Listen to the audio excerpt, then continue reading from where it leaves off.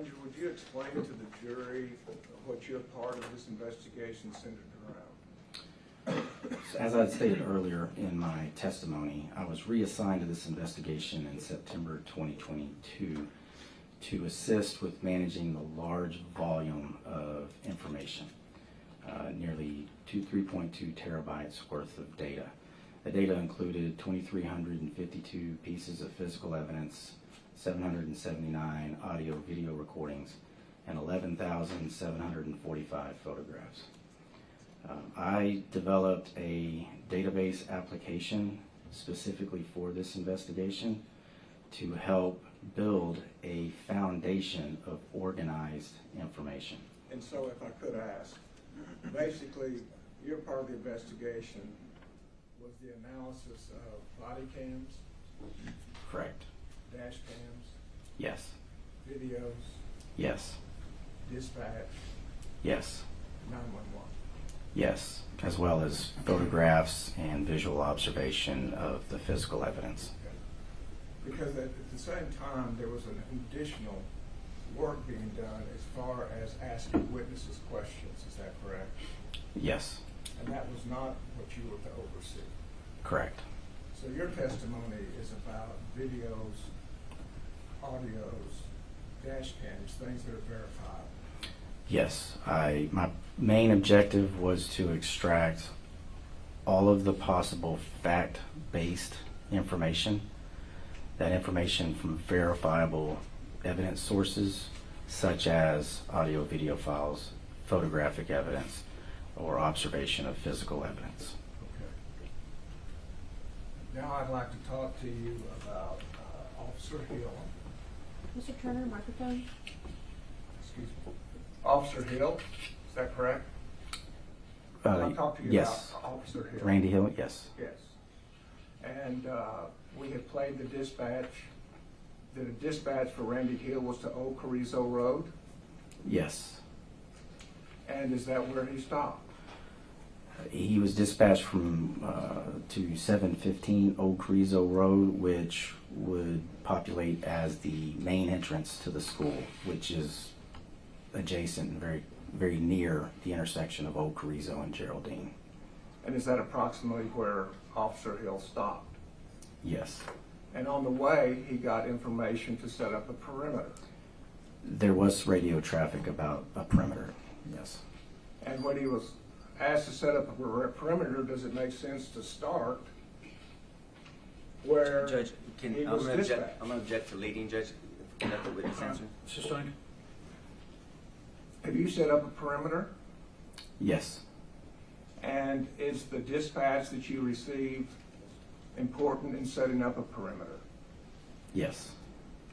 Is that part of where the perimeter should be? Yes.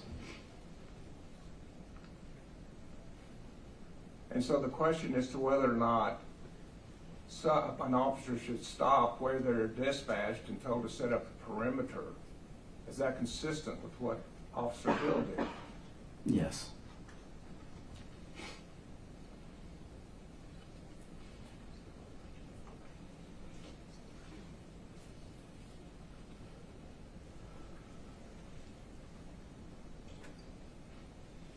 And let me ask, have you been a patrol officer also? Yes. Have you been dispatched places? Yes. Could you tell us, when you get dispatched, what is important to you? The location and the nature of the call, those are the two primary factors. It's important that there not be excessive radio traffic during that time so that the most critical information can be dispatched. So when you hear that information, you follow that information? Yes, until I receive visual intelligence myself to course correct or change my approach. So once you arrive, do you continue to gather information? Yes. And as you gather additional information, you said you course correct. Explain that to the jury. Make adjustments essentially on the fly based on the real-time information that I'm able to collect. So where does that additional information come from? It It can come from radio transmissions, but more specifically from what I can see, what I can hear, or what I may be able to smell, depending on the situation. And based on your 5 senses, if there are also witnesses there, does that provide information? Yes. And once provided witness information, do you course correct Yes. based on what the witnesses saw Yes. and advised you? Yes. So if you get original dispatch information to set up a perimeter, but you hear shots fired, does that change your course of action? Yes. How? Once the gunshots start occurring, then it becomes an immediate direct to threat situation, and I would attempt to locate the source of the shots, but be moving simultaneously to locate sufficient cover and the location of the shots. Sufficient cover if it's available. And that's basic active shooter training, Yes. to move to the shooter, Yes. but technically with cover. If it's available. And if you hear shots fired, but you're not sure where they're coming from, do you listen to witnesses? Yes. And if a witness points out where the shots are coming from, do you act on that information? I would, yes, I would investigate that information and attempt to verify that. And how would you verify it if you hear shots and the witness is saying they're coming from over there? I would move to the location where I hear the shots and where the witness said that the possible gunshots or shooter was located.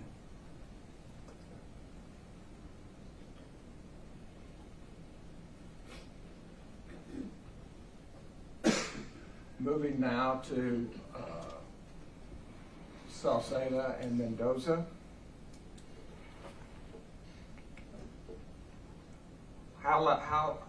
What time period did they arrive after Adrian Gonzales was there?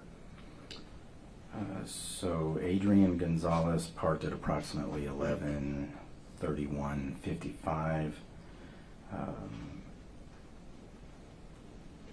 Jesus Mendoza arrived at approximately 11:32:23, so approximately 30 seconds. May I approach you? And Yes, sir. 1 second. Go ahead and say the last one. this was Juan Saucedo arrived shortly after Jesus Mendoza at 11:32:30. And would you approach up on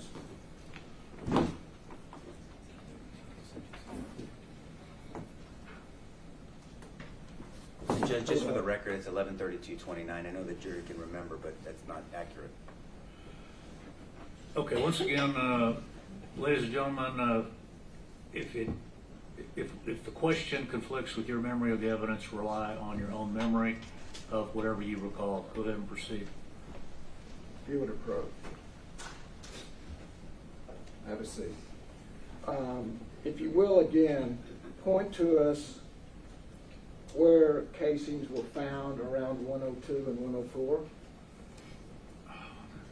This location right here for room 102, and this location right here for room 104.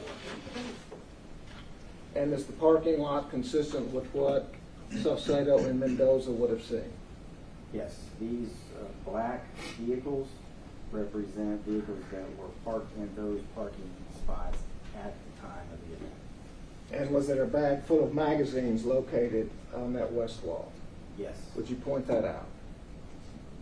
Is that about halfway up from the south end to the north end? Approximately. And did it take approximately a minute for the gunman to get from the south end to the north end? Approximately.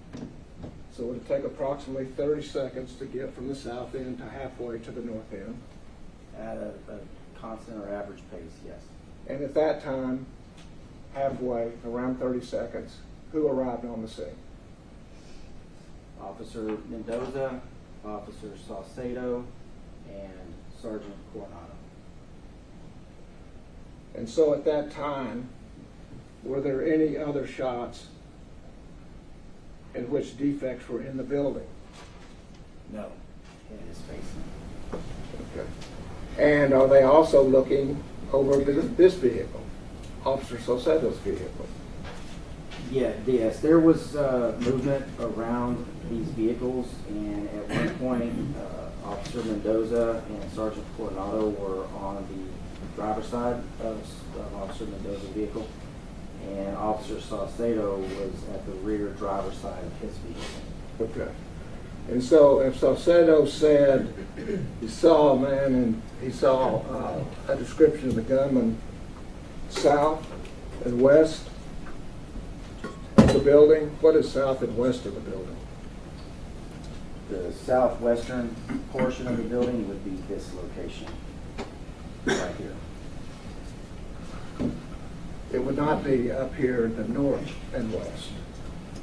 That's not the southwest part of the building, that particular area. And what color uniform did Adrian Gonzales wear that day? There's a dark blue shirt and pants. Dark blue, Yes, almost black. yes. And he asked permission to fire. Which were you referring to? Saucedo? Based on what I've been told in court. Yes. And for the record, the distance here, I believe is testified, is 130 yards. I checked the measurement during the review process, and using Google Earth, it was approximately 130 yards from the center of this intersection to the west wall of the fourth grade building. And from the vehicle heights, what was the condition of this building, as whether it's bricks or windows? From this location, taking these vehicles into consideration, the windows were the only easily viewable part of this area. And this was confirmed. We received dash camera video for the vehicle that Juan Saucedo was driving. Now the dash camera video, the recording system had some issue, and so the video was jumping and changing pixel colors. So I went frame by frame through that video and was able to find a frame where there wasn't distortion, and that indicated the view from the dash camera location of Juan Saucedo's patrol vehicle, and it did show these obstructions here. And from what I could see from that still shot, the windows were still visible. And you testified earlier about once you've been dispatched to a scene, you have to change your course based on the information you receive. Yes. And we talked about Ms. Perez saying he's in the building. Yes. And how many officers were at the corner? 3. And Ms. Perez said where? How many people was she talking to when she said he's in the building? She said that she had seen 10 officers at the west entrance. There were a collection of officers at this location. And if she's talking to 10 officers at this location saying he's in the building, it is not at the time these 3 officers are here. Is that correct? That was not, when I conducted the interview with Claudia Perez, it was not my understanding that she was referring to these officers. Okay. And in addition to that, any indication these 3 officers talked to Melody Flores? Not that I'm aware of. And were pointed to which building at Robb Elementary? They were pointed in this direction, And is that the direction of Robb Elementary? yes, How many buildings are in Robb Elementary? there are several. So if somebody's telling you he's in the building, how many buildings could that be? It could be one of 1, 2, 3, 4, 5, 6, 7. So as an officer that arrives at a scene, if you hear evidence that somebody's in a building, but somebody is pointing to a specific building, does that help you in directing you where you should go? Judge, I've let the leading go on, but I'm not to object to leading again, Judge. All right, I'll sustain the objection. If you'll rephrase the question, please. As an officer, would you tell the jury what gives you direction on where to go? For a situation like this, the gunshots are my visual observation of the shooter.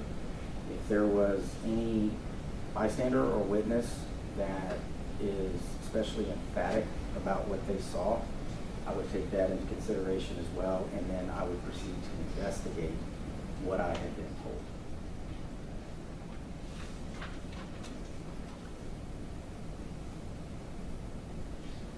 Thank you.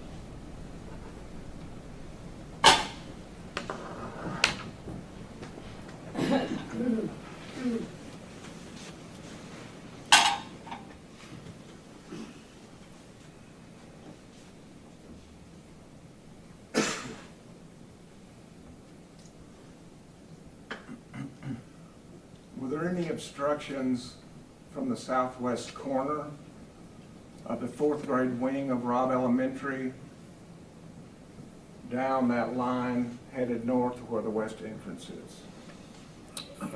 Not until the electrical box, which would have been closer to the west door entrance.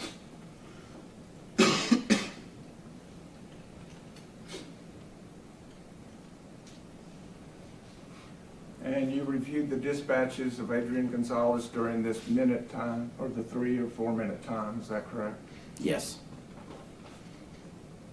And we've had, on here we have a dispatch that has been agreed upon, I believe, that shots fired from Adrian Gonzales, correct? Correct. You listened to that? Yes. And do you have any objection to that being Adrian Gonzales' voice? No.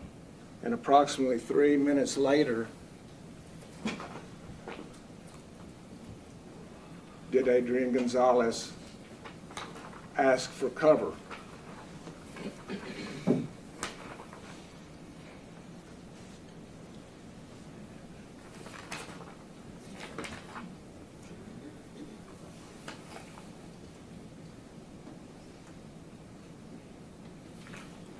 Approximately. And about a minute or about 50 seconds after, or 45 seconds after Adrian Gonzales said shots fired, did Adrian Gonzales again get on dispatch? I'm sorry, what time are you referring to? 11:32:59, I believe has been agreed upon.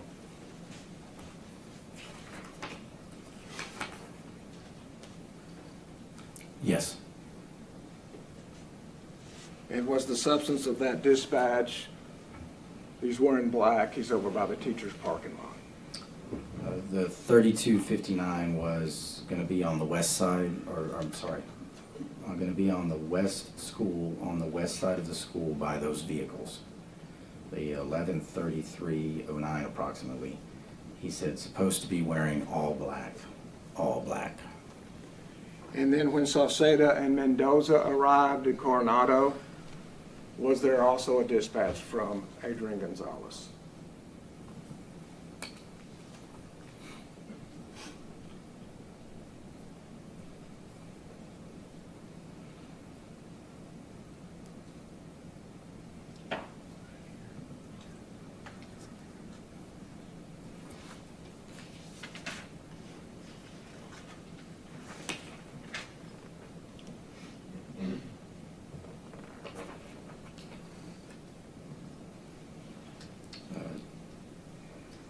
A short time, a few seconds after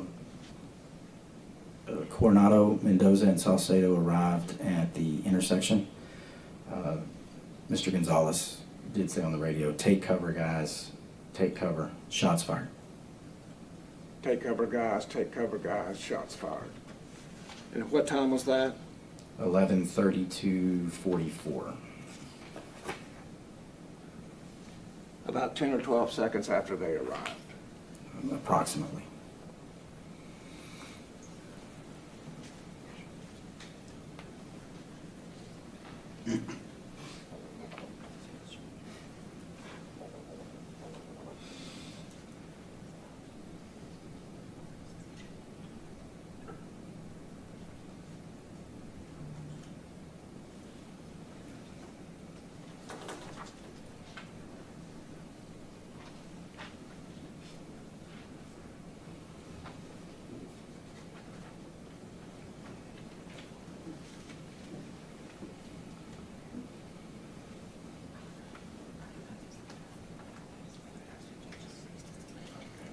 Just for the record, fourth graders are not infants, is that correct? Correct. Would not be taken to an infant care provider. Correct. Pass the witness. Judge, I understand your ruling. He's just testified to two pieces of information that are not in his critical timeline. Scope of the redirect only. Go ahead. Thank you, Judge. Now, you testified that asking for cover, that Adrian Gonzales asked for cover, correct? Just answer that question first so we can save time. He does have radio traffic. Hold on. Answer my question, please. Did you testify that Adrian Gonzales asked for cover, correct? Yes, at one point, yes. Where is that in your critical timeline? It's on the audio traffic that was That wasn't my question, and I'm trying to speed this up because you know the judge wants us to move. So I'm not being disrespectful. Where is that in your critical timeline? Where is that in your critical timeline? Answer the question. It's not on that. It's not in your critical timeline, correct? It's not in the one turned over to the DA. So there's a separate critical timeline that you're saying that the DA has, the government has, that we don't have, because it's not on mine, right? There was additional information. We continued analysis after the report Can you please was listen? turned over. Sir, I'm sorry. Listen to my questions. I know you want to say a lot. Listen to my question. There's a different critical timeline that you've turned over to the government that we don't have. That's what you're saying. I don't know if you don't Well, have this it. one, you want to look at mine? Mine doesn't have that. So you're saying yours does, and they have that, correct? I turned it over. I don't know Did you talk what to the you government have. this weekend? Not very much. That wasn't my question. Did you talk to the government this weekend? I did, yes. How many times? Once.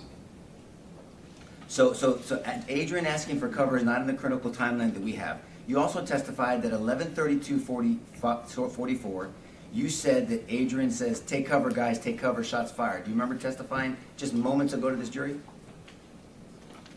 Yes. 11:32:44, right? Yes. Where is that in your critical timeline? That was analytical information learned later and turned over to So is it in your critical prosecution. timeline? If it's not in the version that you have, May I approach? Well, I can't approach, Judge. Yes. Which one are you looking at, sir? I don't know what that is. Is that your critical? That's not a critical timeline. What is that? this is what was turned over to the prosecution. So you've turned that over to the prosecution? Yes. May I see this, please? Do you mind if I look at that? Thank you, sir.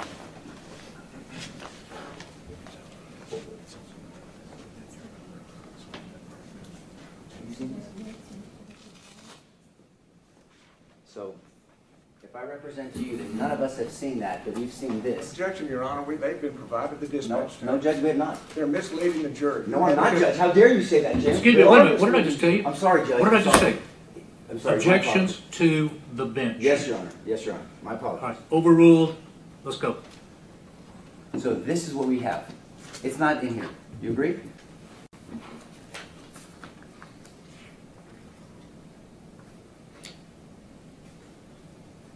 That's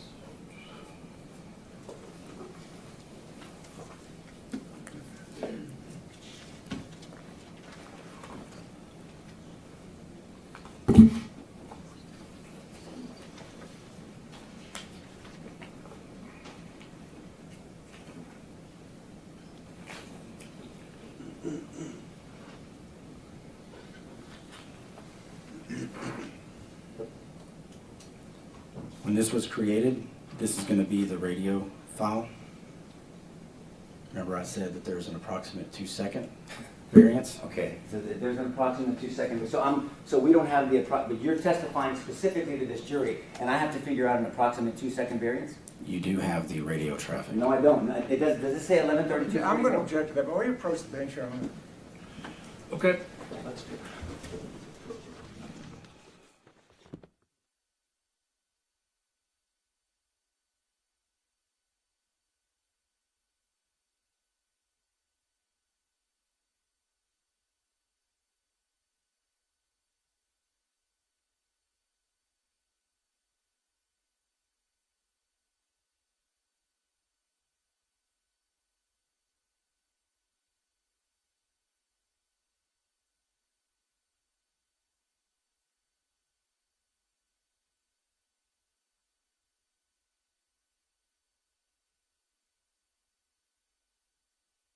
Timeline, correct. Just answer the question. It's not there. 11:32:44. Just answer. Say no. It's not there. It does not say 11:32. That's all I was asking. We have to move along. I'm not being disrespectful. I'm just trying to move along. And so 11:32:44. It's nowhere in your critical timeline that Adrian Gonzales says, shots fired, take cover, guys. Correct? It's not in your critical timeline. Apparently, in the version you're looking at, it's not in that timeline. Apparently. And it's apparently not in this other version of the dispatch, correct? So it's just something separate than your critical timeline. Is that the version you just showed me? Yes, sir, it is. The radio file and the time is noted on that spreadsheet 11:32:44 is not in here, right? with the approximate 2-second variance. And it doesn't say anything. This doesn't show a printout of what exactly the transmission is, right? It directs you to the audio file, but there is not a transcription on that And document. so with there's numbers that are not accurate to what you're testifying to this jury, and there's no transcription that we can rely on. We have to go to the actual transmission on a different number, right? On a different time. And on the 32:46, thank you, Jason. Who does it identify as the sender? Under your, let's use your times. Under 11:32:46, who's the sender? Unknown. So I'm supposed to figure out an unknown person that's Adrian Gonzales? We can play the audio recording. That wasn't my question. Listen, please. You have this wonderful hearing. Listen. 11:32:46. It says unknown, correct? When that document was Listen to me, created and turned Ranger. over- Listen to me. You're an intelligent man. Does it say unknown? He's back from the witness. No, I'm not, Judge. Does it All say right, unknown? hold on. Let me rule. It's the only thing I get to do. Okay, that's overruled. Does it say unknown? It does. Pass the witness, Judge. Okay, what else we got? Real quickly. Anything else from this witness? No, sir. Okay, subject to recall, either side. Yes. Yes. Okay, sir, you're subject to recall. Stay in touch with the state. Remember, you're under the rule. You know what that means. Yes, sir. Okay, you're excused. Thank you. The state rests, Your Honor. All right. You have a motion, Judge. Okay, ladies and gentlemen, there's a matter we have to take up outside your presence pursuant to the law, as I've told you before. So let's take your morning recess a little bit early, take about 10, 15 minutes. We'll bring you back in shortly. All right, so jury.